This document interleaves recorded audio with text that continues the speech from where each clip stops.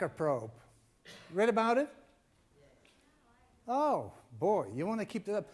You know, you should keep up with science. It's interesting. It's interesting what they do, particularly in space. It really is Cosmology and the Bible Part 3. I didn't want to name it that way in case you didn't like the first two. But here it is. And this is in the flesh. That white shield is a protectorate for this particular spacecraft. It's quite extraordinary. And there are a few very fascinating facts about that Parker probe. Firstly, those 3 rockets, that's 23 stories, this one down here. Massive, massive. For a satellite type of instrumentation they send to the sun, it's the size of a small car, and it's a lightweight small car, if you like. And that's where you have it. It's actually not terribly heavy. I haven't lifted it, but I'm just saying. They found a ratio of instrument inclusion and of course weight, the weight factor, which does actually have a component to the speed that you can deliver. There are going to be 24 close approaches to the sun, our sun of course, and that's going to happen over 7 years. And so the speed, it's the speed that caught me. I didn't know that they were this clever. The fastest speed we had up to the last decades or so ago, 40,000 an hour kilometers, then 60 Voyager 1. I'll come back to Voyager 1. This one goes more than 10 times the speed. Have a look at it. I checked it 3 times. Almost 700,000 kilometers an hour. That is incredible. What a speed that is. This is the proposed journey. So the outer one is the Earth. Then, of course, you have Venus between us and the Sun. And you have Mercury very, very close. So the first, what's called Perihelion, which is a close-up to the, another word for close-up to the Sun, you can expect later on this year in November. And then on 2024, that is the closest one, right to the Sun. Still a respectable about 7 million kilometers from the Sun. But amazing. The launch date was the 12th of August 2000 and this year, of course. Amazing. How do they do it? Clever. Why can't they stop wars like that? And get along with each other. It's not the only space probe. There is the New Horizons they were sent. There was the Voyager 2 with, of course, the same day, pretty well, a few hours in between. There's the Pioneer 11, Pioneer 10. We are very keen to learn a lot about space. And the motivation really is, can we find the answers how we got here? That's basically it. And it just fascinates me that we're willing to spend money on that. The Parker probe is, what is it, $1.5 billion? That's peanuts, yeah. A lot of money. Well, think of the hospitals, think of the schools, think of the aids, all sorts of things. Now, just recapping, our sun, distance of about 150,000 kilometers, a million, I'm sorry, we would be dead. 150 million kilometers. Its diameter is about 109 times that of the Earth. It had the mass in the solar system is just about all the sun, about 330,000 times bigger. And that's the total mass of the sun, actually the percentage of the total mass of our solar system. So you can see the ratio here, it's incredible. What they want, by the way, they want to find out about the corona. In 1955 was a solar eclipse, and it just showed beautifully the corona of the sun. And that's what they're mostly interested in. Because that is many times hotter than the actual core itself. That's where the heat comes from. Fascinating when you read statistics. This book was written, or was actually not written, it was written over 3 years, but it was published in 2004. And those two guys, Guillermo Gonzalez and J.W. Richards, are actually senior fellows of the Discovery Institute, which is an institute, Chicago, Illinois, which is really believing in intelligent design. What they set out to do was simply this. How our place in the cosmos is designed for discovery. That's intriguing. So they go beyond the fact that you can prove it or disprove it. They're seeking the purpose. Do you understand? The question I'm going to raise to you, why did God make a universe the size that it is? We don't need it sitting here. And what's he trying to say? If he made it, there is a message. Are you with me here? Please remember this. He made it, there's a message. That's what we're going to talk about.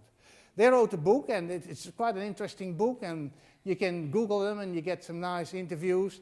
They're fairly young guys, well, 40s, J. Wesley Richard, an analytic philosopher, assistant research professor.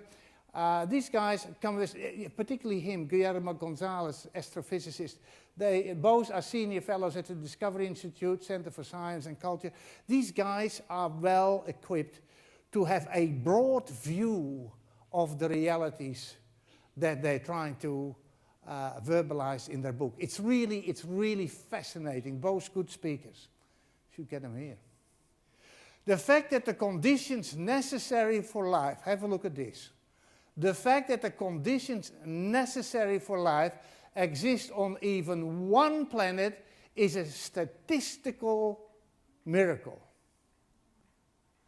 It is an absolute statistical miracle, but you could say it's an act of God. And that's a good one, because it's the right one. They looked at what we know about the universe. The nearest planets would be close to Proxima Centauri, which is about 4.3 light years away. You're not going there because you don't live long enough. It's just not going to happen. The interesting thing is this, discussing with atheists and evolutionists. They're moving away from the spontaneous occurrence of the first biological cell on this planet. Because it's too complex. I'll remind you in a minute. So what they say, it was seeded by higher developed aliens, and the life form occurred somewhere else. So I have the problem that I have here. I'm now transporting it to another planet, and I add to the problem a transportation problem. Because none of our planets in the solar system can be responsible for life. None. Absolutely zills. I haven't had anybody try to defend that. So you've got to go outside our solar system, and the nearest possibility, and it's only a possibility, is the planets that go around a dwarf star called Alpha Centauri or Proxima Centauri, and 4.3 light years. Traveling at the speed of light. That's astronomical. 300,000 kilometers a second. So, it happened. Here is the thought. And I see if you get the thought straight away. Because to me, this was always a big thing. If life doesn't evolve by random chance all over the universe, by random chance on this planet, it maybe didn't evolve by random chance on this planet either. You getting that? Yes. Read it again. If life does not evolve by random chance, so there is the belief, as long as you have water, fluid water, and that's a condition, if you have water and then you have carbon, which is really without the two, nothing is going to happen, but you need a whole collection of minerals and ingredients. But let's not worry about that for a moment. How are you going to get the rains that will keep water fluid, so it doesn't evaporate and becomes ice, to interact with carbon? There's a headache, but particularly to keep that water in fluid form in a universe. It's not easy. In fact, it's actually impossible. But anyway, there's something you can think about. They say if we are a product of evolution, I've already mentioned they're now saying that no, we come from a different planet. Whether we do or not, it makes no difference. So if there is a Darwinian way to get to the first self-replicating molecule, then we can talk about cells and multicellular structures. That's another story again. Where does all the info come from? So if that could happen here, spontaneous, then it must have happened spontaneously elsewhere. Are you getting the drift? If you talk about 100 billion stars in our galaxy, others say no, it's more like 200 billion. Others say, no, it could even be as high as 300 billion. You start to count now, you'll need, I don't know how many lifetimes to count that. That is our galaxy, our Milky Way. But they also tell me that there are 100 billion galaxies. In fact, our galaxy is actually in a cluster. Is your mind going a little bit like this? Yeah, good. Okay, that's what I wanted, really. Okay, now. So here's the question. Are we just a cosmic lottery? Ever tried to win the lottery? I never did. Win. Are we just a cosmic lottery? Really? You know what SETI stands for? Search for Extraterrestrial Intelligence. Spend a fortune on this. Millions of dollars. Absolutely millions of dollars. Looking for intelligence out there. And so far, to date, it is still a big blank. There's no information coming that could allude us to intelligence in the universe. There's no either response, there is no sign, there is nothing we can say, oh, this was worthwhile, the expenditure, because it isn't. So, for all intents and purposes, there is no life that occurred spontaneously at another planet with which we then could communicate, should be able to communicate or recognize as a civilization of a certain order. It's not available. The loud message of a quiet universe, that's the message they get. It's a deafening silence, really. The loud message of a quiet universe says, where is everybody? Sometimes I stand here and I look at the empty seats and I say, where is everybody? But I don't have to leave this planet. And that's the message that comes from the universe. Either we are alone, or we are not alone. There's only two possibilities. You concur with that? There's only the two possibilities. Now, either way, whether we are or are not, the implications are absolutely staggering. Your whole, not just worldview, but your whole view of the universe, and everything you might have held dear and believed in, might have to change if the evidence points to something that is not consistent with your beliefs. But we go by science. Let's just do that. And by the way, that's not a bad thing, because the Bible and science have the same author. I believe that. 100%. Why did God make a universe like this? Massive, massive, massive, unimaginably massive. Here is another thing. Never mind a biological cell, self-replicating capacity, metabolism. It needs an interaction with its environment in order to be sustained. And perhaps mutate, multiply, etc. And environmental support factors for organic life. I'm going to put 20 of them down. And we'll go fairly fast. There are about 20 factors. There are more, but I'm going to mention 20. So there has to be a correct location in the galaxy. I'll come back to that and explain that. A correct distance from the sun. 5% closer, we will have the temperature that's even higher than it is on Venus, which is about 840 degrees Celsius. It'll be over 900 on this planet. That's a 5% closer condition to the sun. You go 20% away, it'd be like Mars. There's no life. There can't be any sustaining of life on Mars. Too cold, far too cold. Correct type of star. There are different types of sun, and this one radiates what we need, so it is suitable for organic life on this planet. Protected by giant planets. You have Jupiter, Saturn, even Uranus, and they're fairly big. They do offer some protection from asteroids, etc. Moon to stabilize the axis. You know, the Earth doesn't face the sun square on. You need an angle of the Earth axis, and as it goes around the sun, you get your seasons. And I'll explain that another time with drawings, because it fascinates me. Did you know that the Bible never made a mistake that we have a geocentric universe?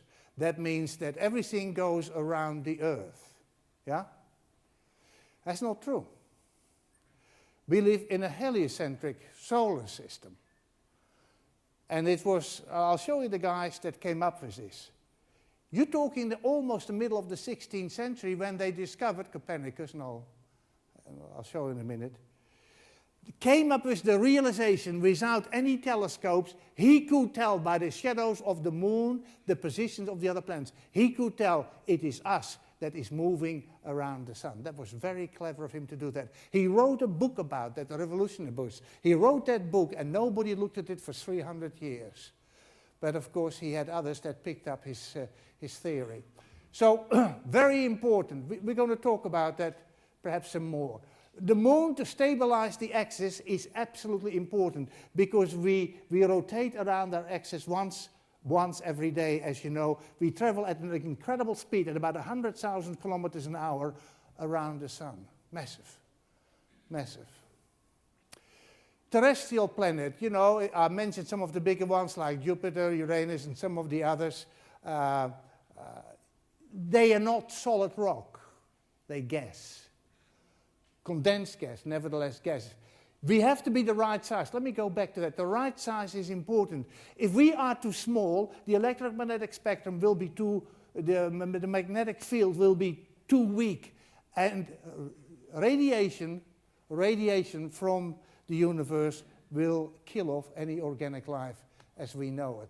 The right thickness of the Earth's crust, because of the tectonic plates and what's happening in the deeper layers of the Earth, you have to have a magnetic field, you have to have enough oxygen, you have to have enough liquid water, you have to have sufficient land mass for flora and fauna, you got to have a correct oxygen-nitrogen ratio, you got to have sufficient carbon dioxide levels, you need carbon dioxide levels, otherwise you have no photosynthesis. I know you go to sleep, but don't do that. I'm trying to tell you something. This is not just happened. This just hasn't happened by accident. To believe that this just happened is insanity, and I'll prove it. It is complete insanity. Sufficient water vapor density, because that's the main contributor to the greenhouse effect, which is a positive because we have to have a certain temperature to survive. Correct ozone levels, if you didn't have that, you'll be in trouble with the extreme ultraviolet. Correct excess tilt, we have 23.5 degrees, which means it's just the right position for the seasons as we know them. Any more extreme, the seasons will be more extreme.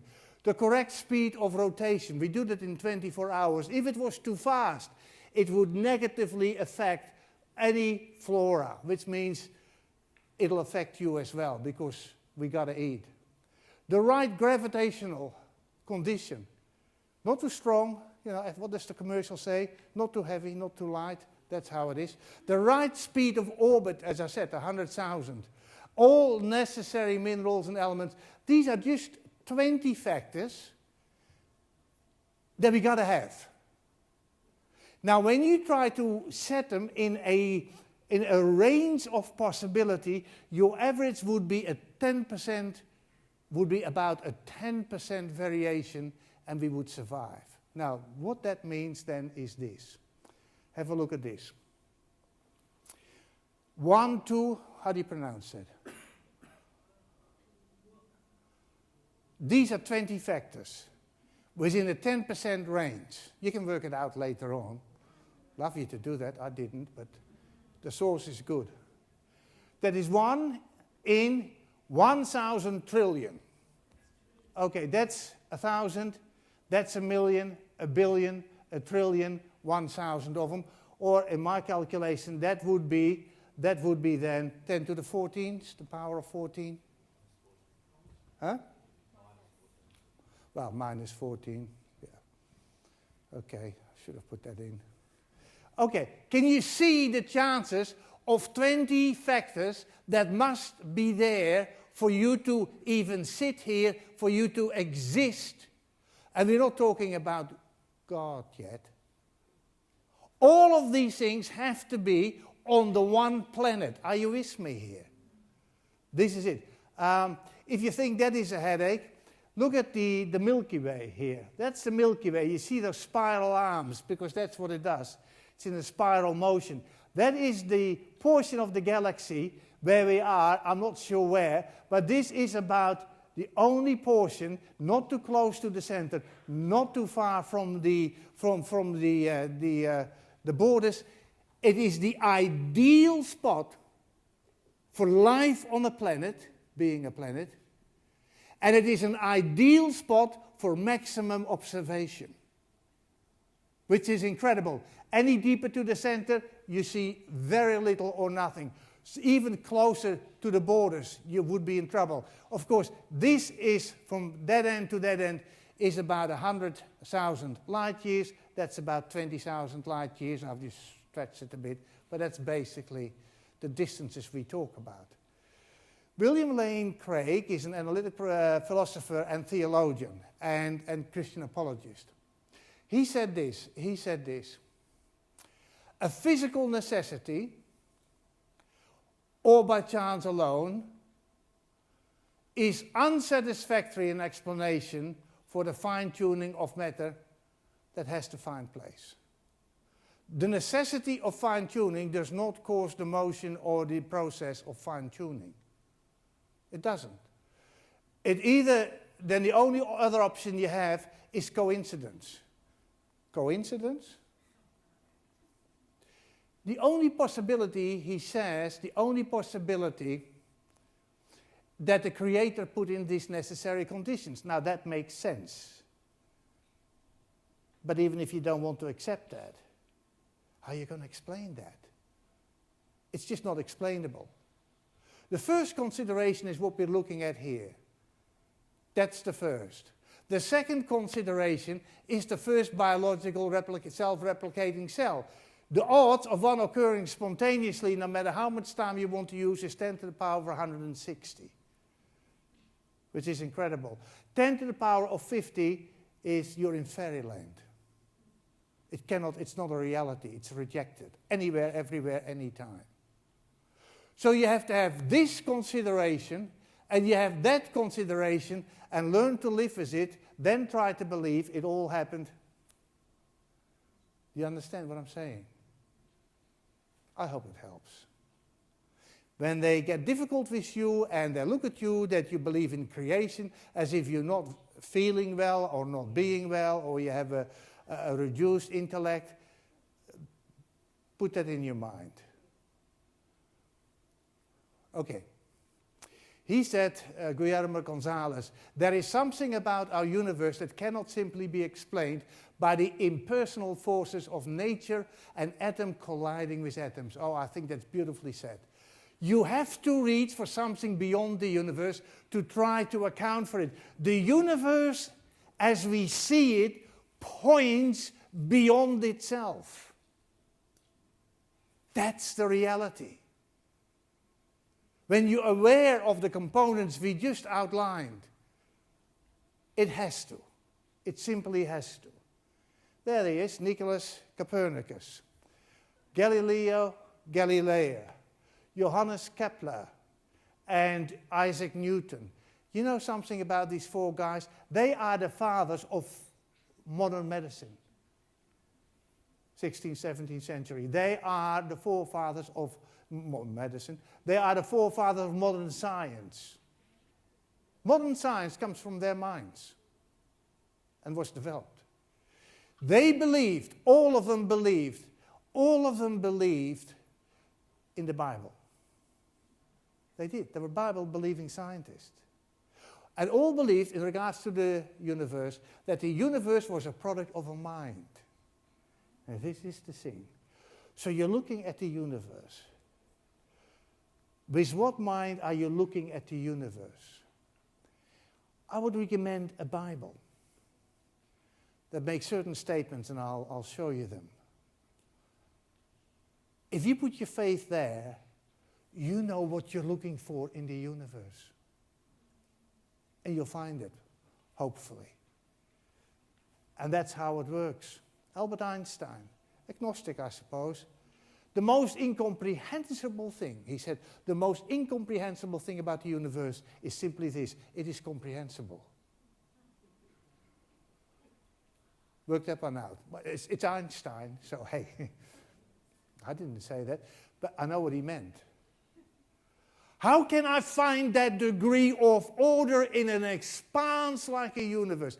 How do you explain that? You can't. This is Voyager, Voyager 1. They launched it in 1977. So it's been out there. By the way, there's still communication possibility, and there has been communication. It's very interesting. It travels at 64,000 kilometers an hour. So in 41 years, we have tenfolded the speed of a satellite. Tenfolded. That's not bad, is it? You're not impressed? Well, say so. This is clever stuff. What they did with the Parker probe. This is fantastic. Something to really excited about. The Voyager 1 entered the interstellar space in August 2012. In other words, it's outside our solar system and has been for some 6 years. Nearly 35 years after blasting off. Okay. The destiny is this particular coded star. It is 17.6 light years from Earth, and they hope when it gets there, they hope they get some pictures back. There's a couple of little issues. It'll take 18 years to send a command from Earth to there. It also takes probably longer than 18 years to come from there to you. That's 36 years. And if you're not a patient person, you will have to wait 40,000 years before that is going to happen. Does that give you an idea of the universe?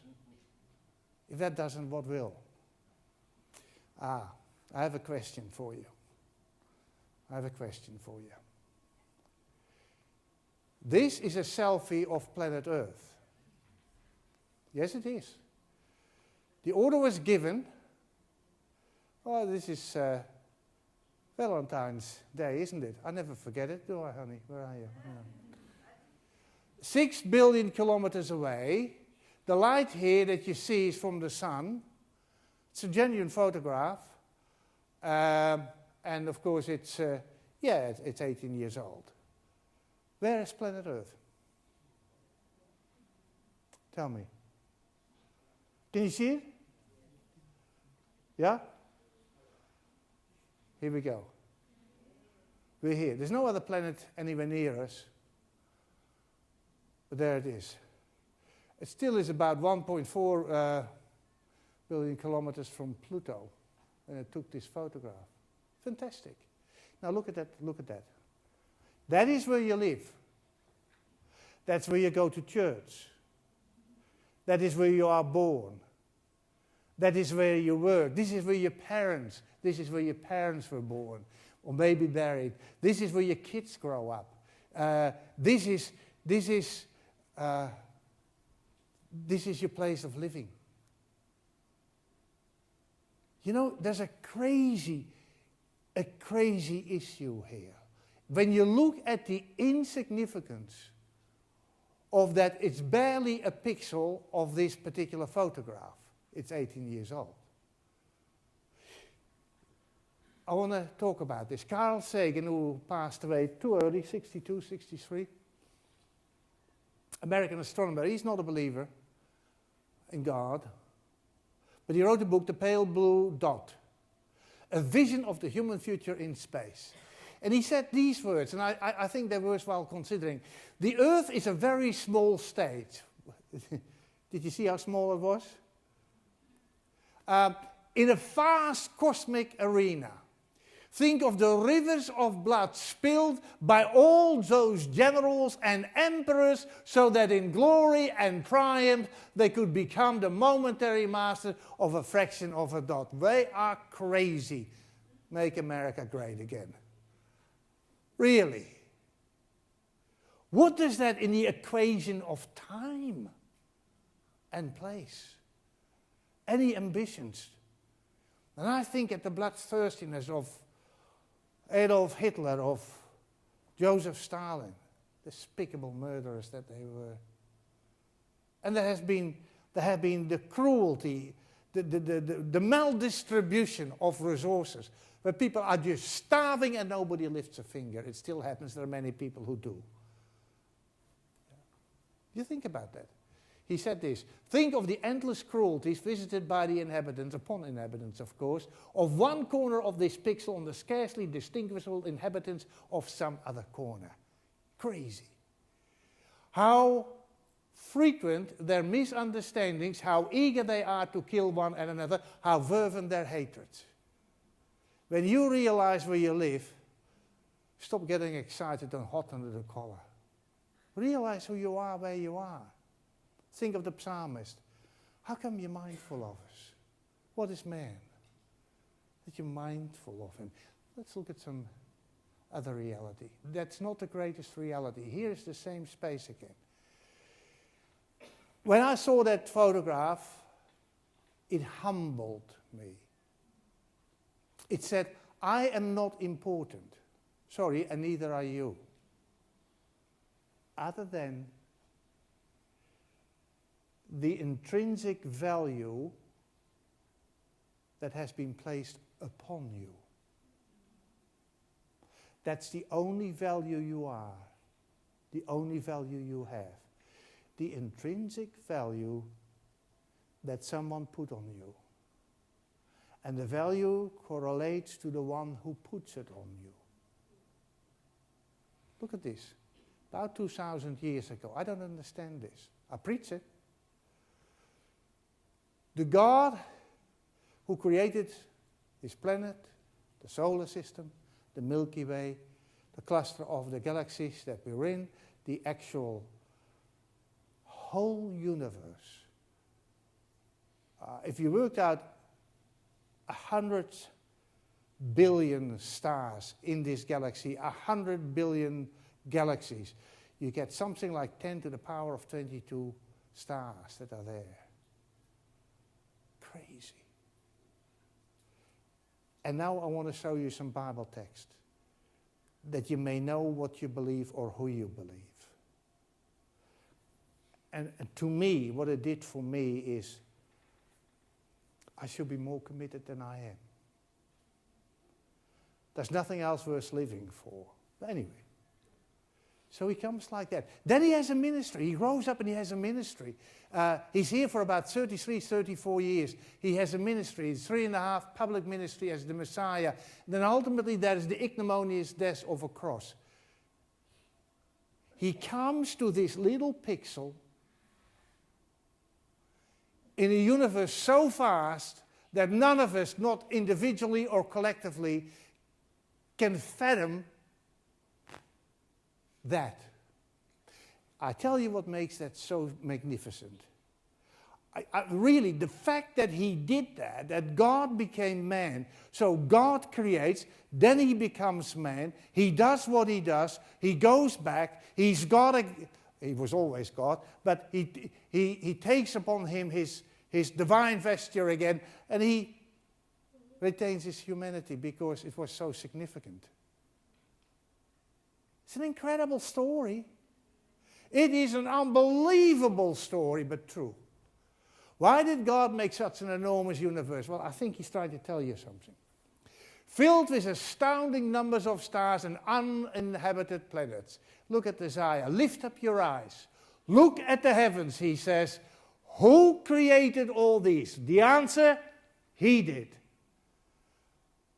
He who brings out the starry host one by one, and he calls forth each of them by what? I don't even know all your names. No, it's true, and I'm a bit bad that way, I should, but I don't. Stars, 10 to the power of 22, and you know all their names? That's how big he is. The God that we worship, the God that we are aligned with, we think wrong. He's bigger than we think. You can't fathom God. He's so much bigger. He knows them by name. Here's another thought. Listen to me. How many people on this planet? Hey? Yeah, about 7.2, between 7.2 and 7.3 billion. I won't argue. He knows every person. The psalmist, through the psalmist, he says, your walls are always before me. He knows where you live, he knows where you work, he knows where you study, he knows every room in your house. That's a worry, but he does. It's incredible. In fact, didn't Jesus say that his heavenly Father, as God, would know the hairs on your head, which some of us blokes is easier than others, but nevertheless, know them all by name? That's incredible. That is just, he knows everything about them. Everything, everything. Because of his great power and mighty strength, not one of them is missing. He never forgets one. I'll tell you what that tells me. When he comes back, as he will very soon, as he comes back, and that voice beams around this planet. And he calls you to life if you would be laid to rest. He will not forget one. If he can remember 100 billion times 100 billion, and most likely it's far more, stars, he won't forget you. I have made the earth, he said, and I created man on it. He says, with my hands, nobody else's, stretched out the heavens. He put the universe in place. Shamayim can also mean that. He put the universe in place. What you see is what he did. That's my point this afternoon. What you see is what he is capable of. He is capable of saving you. Not against your will, but he can do it. He can do it. And all their host I have commanded, and they're listening to him. People don't. In the beginning was the Word, I love this, and the Word was with God, and the Word was God. And he came to this planet, incarnate, human being. He was with God in the beginning, through him. All things were made. Without him, nothing was made that has been made. So anything outside of God, he made. He did. That includes the whole universe. Incredible. That's how great he is. He counts the numbers of the stars. I told you, he calls them by name. This is incredible. For since the creation, Paul said this, for the creation of the world, his invisible attributes are clearly seen. Now that's a contradiction of terms. Invisible attributes are clearly seen. Did you pick that up? It's a contradiction of terms, but listen to the jest. Being understood by the things that are made, even his eternal power. His invisible attributes are his eternal power and Godhead. That's why he could make the universe. That's why he remembers every star. And every person on this planet, 7.3, and maybe the 50, 60 billion that were there before, he knows them all. Knows everything about him. Amazing. Amazing. J.P. Moreland, I like this. This is a very loaded little statement, but I love it. I love it. You know, people want evidence, don't they? The problem is when you give them the evidence and they don't like it. Yeah. A philosopher, theologian, Christian apologist, he said this. Just look at what he said. God maintains a delicate balance between keeping his existence sufficiently evident. We've talked about that. You'd be mad not to believe in him. And this is another thing. How could you, if he's that great and did what he did, how could you not love him? Is the point.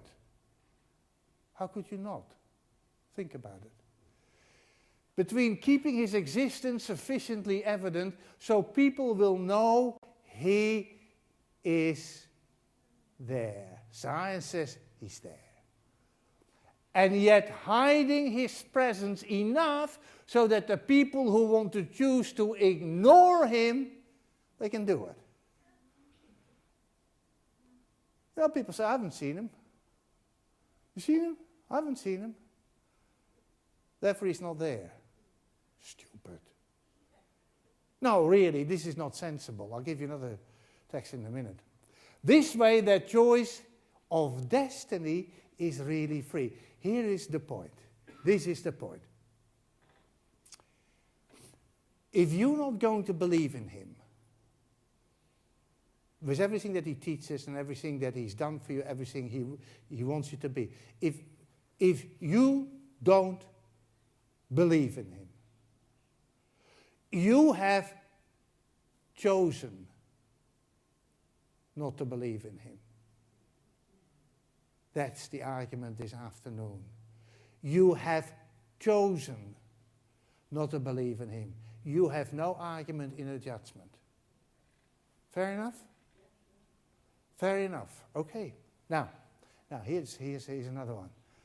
The heavens declare the glory of God, and the firmament shows his handiwork. So we talked about that. You look at the universe, you can see him, because you can see what he has done. And the vastness and the complexity, and yet the simplicity, that we can look at it and have some understanding. He shows you, he opens the window of this position that we are in this Milky Way, and he says, look. Look and believe. That's what he's doing. Last word goes to C.S. Lewis. I like him. He used to be an atheist. He got over that. I believe in Christianity. That means everything the Bible teaches. As I believe that the sun has risen, not only because I see it, that is the sun rising. I believe in Christianity as I believe in that the sun has risen, not only because I see it, but because by it, through it, because of it, I can see everything else. I can see everything and nothing. If he can see it, it's good. But I can see him. I can see him. He's there. He's here. Here. Here. I've got to stay there. Because then I'm safe. And one more thing that you should remember. God is faithful. He'll never let you down. We have a special item?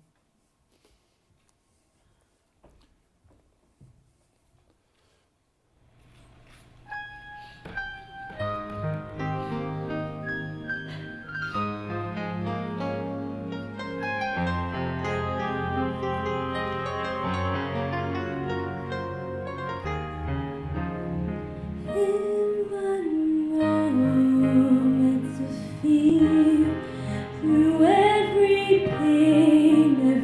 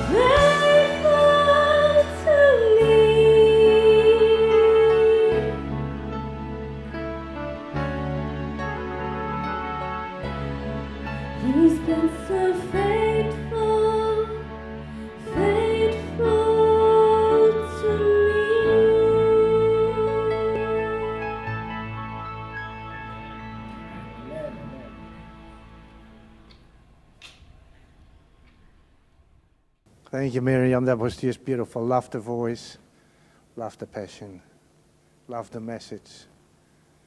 I always remember when my mom passed away, she said to me, you remember, God is faithful, even if you default. You get back to him. I loved the song. I really did. Let's bow our heads.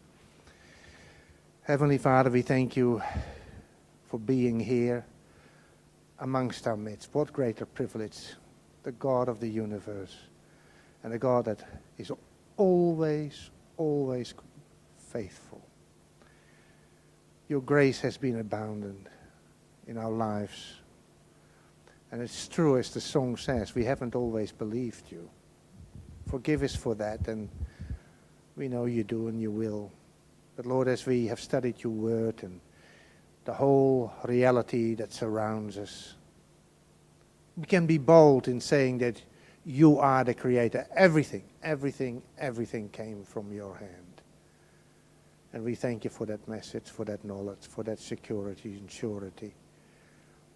And you are faithful, you don't lie. And we know that. Lord, thank you for being our God. It is a privilege. And we look forward to the return of Jesus. We need to see our home. other worlds. Incredible what's in store for us. Thank you for being our God again. So Lord, be with us in the coming week, that we remain strong in our relationship with you. Keep us from the evil one, and that we may give you the time that we need to give you in order to cement that relationship in an ongoing basis. Bless us as we have our food and the refreshments, Lord, that it may nourish our body, and thank you for it being there. And I earnestly pray that you bring us back to this place again in 2 weeks from now, when we can have further worship and study. In Jesus' precious name, amen. God bless you.